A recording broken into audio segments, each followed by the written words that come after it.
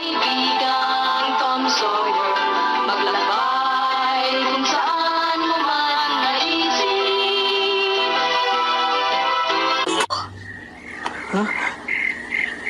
Meow! Meow!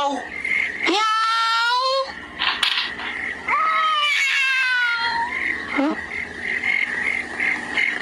Peter, hindi ikaw. Si Tom ang tinatawag ko.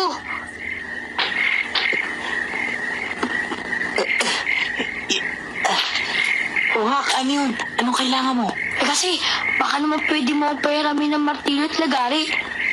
Oo, ano bang paggagamitan mo? Gumagawa kasi ako ng bahay ngayon. Bahay sa puno. Oh, ang galing na. Oo nga pala. Ako. Alam ko, nakalimutan mo na naman. Ikaw talaga. Ang bihira. Pasensya ka na, Hak. Talaga nakalimutan ko. Pahiramin mo na lang ako ng lagari at martilyo. Kaya ko na gawin mag-isa yun. Huwag mo na ako tutulungan kahit kailan. Huwag ka na magtampo. Hindi na mauulit. Sige na, pahiramin mo na ako. Kunin mo na yung martilyo at lagari. Sige na. Eto. Sa'yo na yan. Sandali lang, ha. Kukunin ko lang.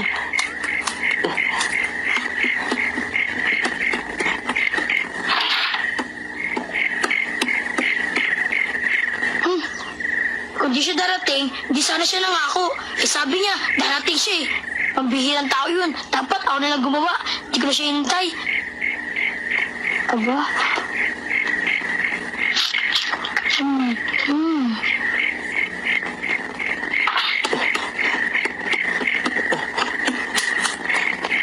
Oh, eto na hinihira mo. Sinamahan ko na rin ang pako.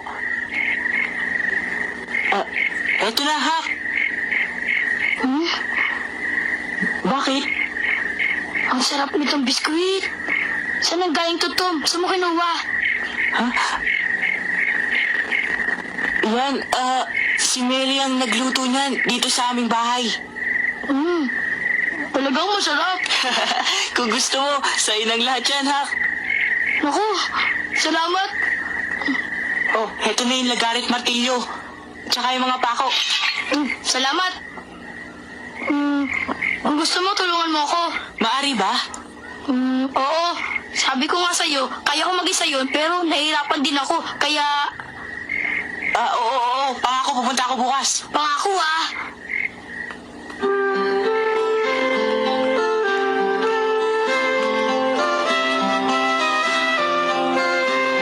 Mali ako na nakalimutan ko ang pangako ko kaya talagang tutulungan ko na siya bukas. Buti naman, naibigay ko na sa kanya mga biskwit. Ay nako, nakapangako nga pala ako kay Becky na pupuntahan ko siya bukas.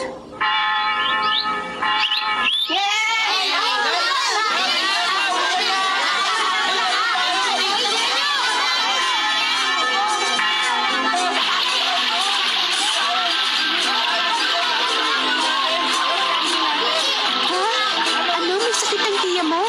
Oo, kasi Becky, kagabi po sumasakit ang tiyan niya eh. Ganun ba? At nagkaroon na rin siya ng lagnat at mahina rin ang puso niya.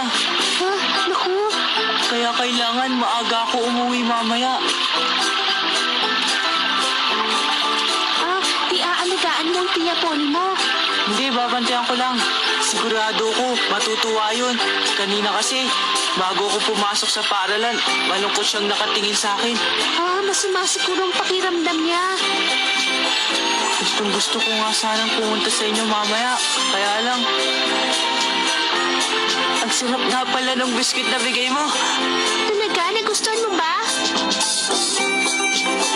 O sige, uwi na ako. Sana gumaling ka agad ang tiya mo. Oo, huwag ka masyado mag-alala. Sige. Sige. Huh?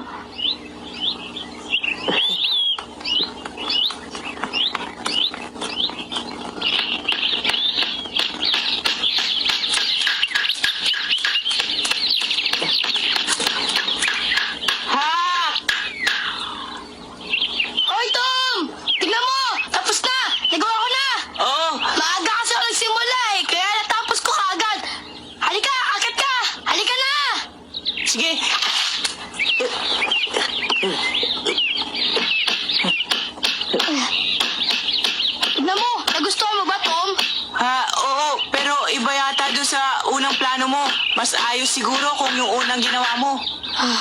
Di na bali. Di na mabagay sa akin ng ganong aganda. Kaya tama na sa akin to. Kung gagawa ka ng bahay mo, dapat gawan mo ng bubong. Tama na ito. Hindi, lagyan lang natin ng bubong. Pangit ang bahay na walang bubong. Pangit ba? Gusto mo bang napapahiya ka? Ako ayokong mapahiya ka, kaya lagyan natin. Ako naman ang may bahaya. Bakit ba? Ha, may naisip ako. Pakinggan mo muna ang bala ko. Alam mo ba, meron lumang bahay doon na maraming kahoy. Kunin natin.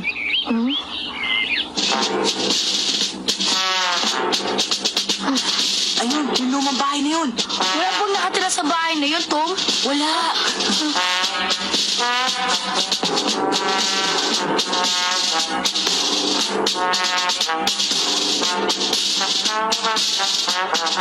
Sa makukuha nating kahoy at iba pang bagay dito, makakagawa tayo ng tunay na bahay.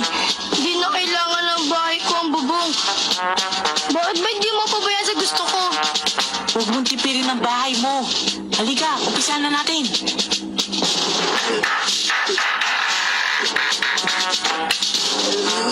Ikaw talaga, Tom. Ang kulit mo.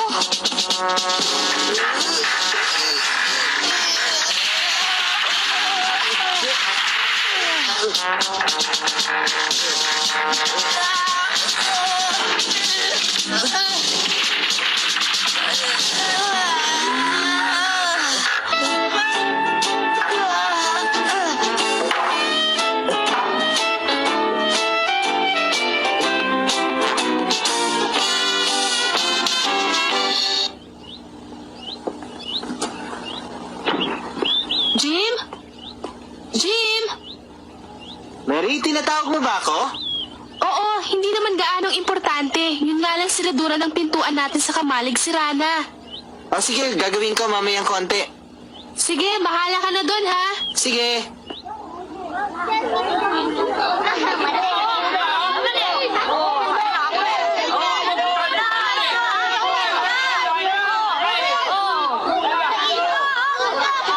Handa na ba kayo? Sige na, ako na mauna. O sige.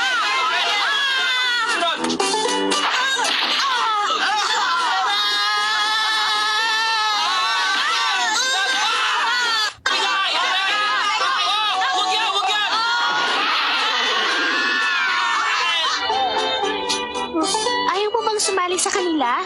Ayoko. Malungkot ka yata. Hindi pa ba magaling ang tiya mo, Tom? Ha? Hindi pa eh. Kasi ang puso niya. Hayaan mo, magdadasal ako gabi-gabi para gumaling siya kaagad. Salamat. Ang bait mo. Pag magaling na siya, pupunta na ako sa inyo. Pangako yun. Araw-araw. Maghihintay ako. Ha?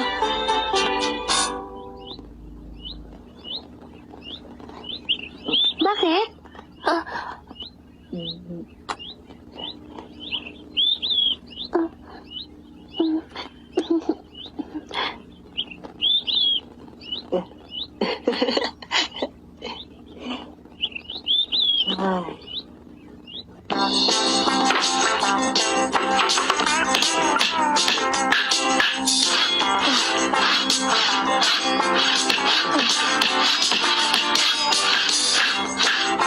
Dami mga biskuit na binigay mo sa anong isang araw.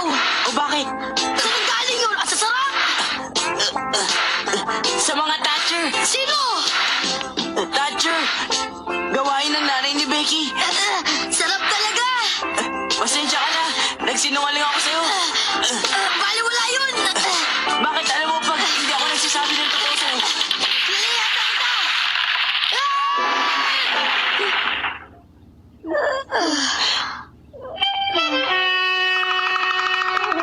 Ay, ako po. Medyo mahirap ano.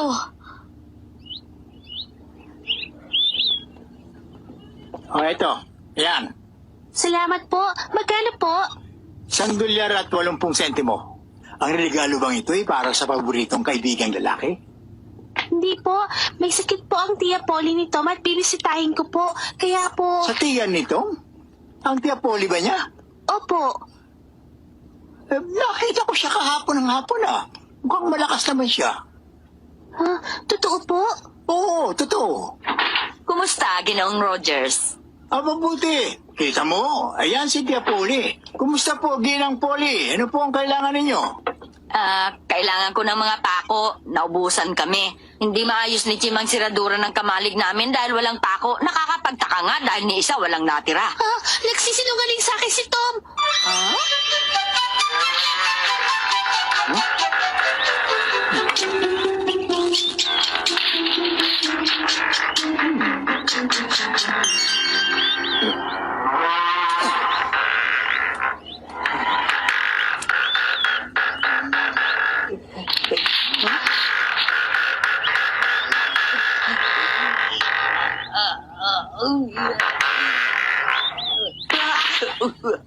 Tom, pwede bang malaman ko kung anong ginagawa mo dyan sa bintana ko? Jim, kala ko nando ka sa taniman. Ang dami na kasing nangyayaring mga nakapagtataka dito eh. Katulad ng mga nawawalang pako.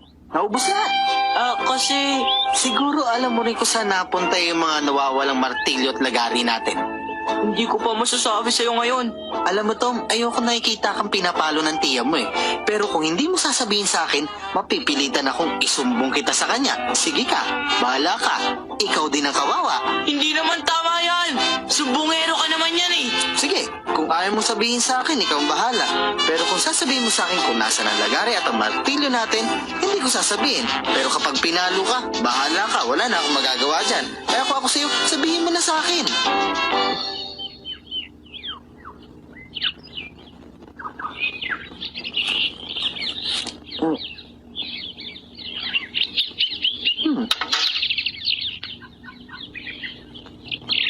Hak, saan mo tinago ang lagar at martilyo? Sa walang makakita. Bakit mo naman sinama si Jim dito sa bahay natin? Wala akong magagawa. Nabisto ko. Ha?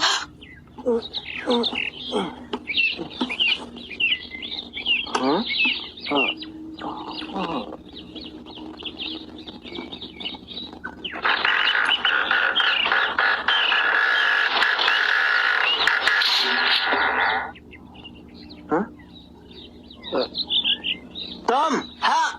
Saan niyo ba nilagay yung martilyo at saka yung lagari? Hindi ko pa masasabi. Alam ko na! Hindi mo isusoli yung martilyo at saka yung lagari hanggat hindi natatapos tong bahay na to. Oo, ganun nga. Hindi ko pa ibabalik sa'yo. O sige, tutulungan ko na lang kayong maayos tong bahay na to. Yun lang naman ang tayong parang para maibalik sa akin yung mga gamit ko eh. Akong bahala, tutulungan ko kayo. Huwag na kayo mag-alala, ako na ang gagawa nito. Talaga? Oo, o dali na, asan na yung lagari tsaka martilyo, akin na. Katulong ako sa paggawa nito. Pag natapos to, babalik niyo na yung gamit ko ha.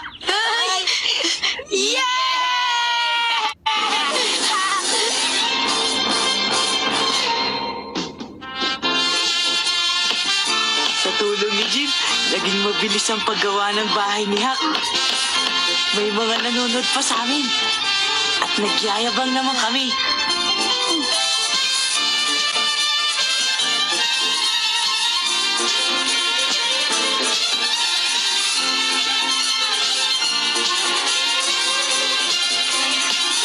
Yo! Tapos na ang bahay ni Hak! Magsipanig na kayo lahat dito! Uy, teka! Isa-isa lang! Baka pag pumanik kayong lahat dito, baka mag-iba! Isa-isa lang! Huwag ka mag-alala ha, akong bahala. Tinibayan ko yata ang pagkakapako dito sa bahay mo. Ha? Becky!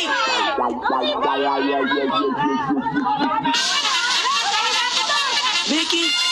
Sinungaling. Patawad, Becky. Hindi ako dapat nagsinungaling. Alam mo, gusto sana kitang surpresahin eh. Tingnan mo, gawa ng bahay ni Hak. Katulong ako sa paggawa niyan. Galit ako sa sinungaling tulad mo. Becky, hindi ko na ulitin. Gawa ng bahay ni Hak, kaya hindi ko na kailangan magsinungaling. Patawad. Halika na, tignan mo ang bahay na ginawa namin. Ang ganda. Hindi ako makakapanhik ng ganyang kataas. Huwag ka mag-alala. Tutulungan kita, Becky. Hindi pa nga ako nakakaakyat sa puno.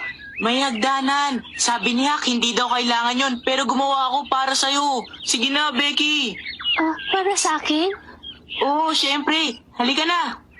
Ah, sige. Tignan nyo, may vapor doon!